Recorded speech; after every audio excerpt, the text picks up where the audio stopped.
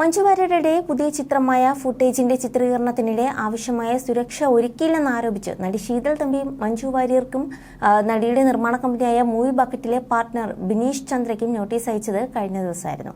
എന്നാൽ അതിന് പിന്നാലെ തന്നെ ശീതളിന്റെ ആരോപണങ്ങൾക്ക് മറുപടിയുമായി ഫുട്ടേജ് ടീമും രംഗത്തെത്തിയിരുന്നു. സിനിമയുടെ റിലീസ് ദിവസം തന്നെ ഇത്തരത്തിൽ പെരുമാറുന്നത് എന്താണെന്ന് അറിയില്ലെന്നും തലേദിവസം വരെ ഒരു പരാതിയും ശീതൾ പറഞ്ഞില്ലെന്നും രാവിലെ നോട്ടീസ് കണ്ടപ്പോൾ ഞെട്ടിപ്പോയെന്നും അണിയറ പ്രവർത്തകർ പറഞ്ഞത്.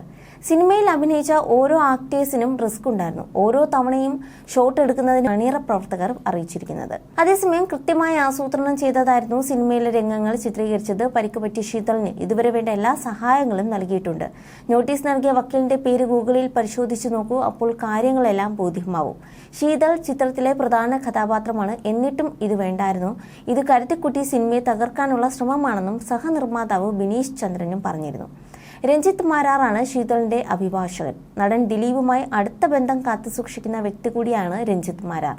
നടിയെ ആക്രമിച്ച കേസിൽ അമിക്കസ് ക്യൂറിയായ രഞ്ജിത്ത് മാരാറായിരുന്നു. എന്നാൽ രഞ്ജിത്ത് മാരാർക്ക് ദിലീപുമായി അടുത്ത ബന്ധമുണ്ടെന്ന് പ്രോസിക്യൂഷൻ കോടതിയിൽ അറിയിക്കുകയും ദിലീപുമായുള്ള സാമ്പത്തിക ഇടപാടുകളുടെ രേഖകളും പ്രോസിക്യൂഷൻ കോടതിക്ക് കൈമാറുകയും ചെയ്തിരുന്നു.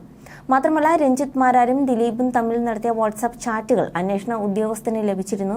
തുടർന്നാണ് അതിജീവതയുടെ ഹർജിയിൽ നിയോഗിച്ച അമിക്കസ് ക്യൂറിയായ രഞ്ജിത്തിനെ ഒഴിവാക്കാൻ തീരുമാനമെടുത്തത്. അതിനാൽ തന്നെ ദിലീപുമായി അടുത്ത ബന്ധം കാത്തുസൂക്ഷിക്കുന്ന രഞ്ജിത്ത് ദിലീപിന്റെ അറിവോടെ മഞ്ജുവിന്റെ ചിത്രത്തെ തകർക്കാൻ ശ്രമിക്കുന്നുവെന്നാണ് ബിനീഷ് ചന്ദ്ര പരോക്ഷമായി പരാമർശിച്ചത്. ഇതിനു മുമ്പും മഞ്ജു വാര്യരുടെ ചിത്രങ്ങളെ തകർക്കാനുള്ള ശ്രമങ്ങൾ നടക്കുന്നതായി ആരോപണവും ഉണ്ടായിരുന്നു.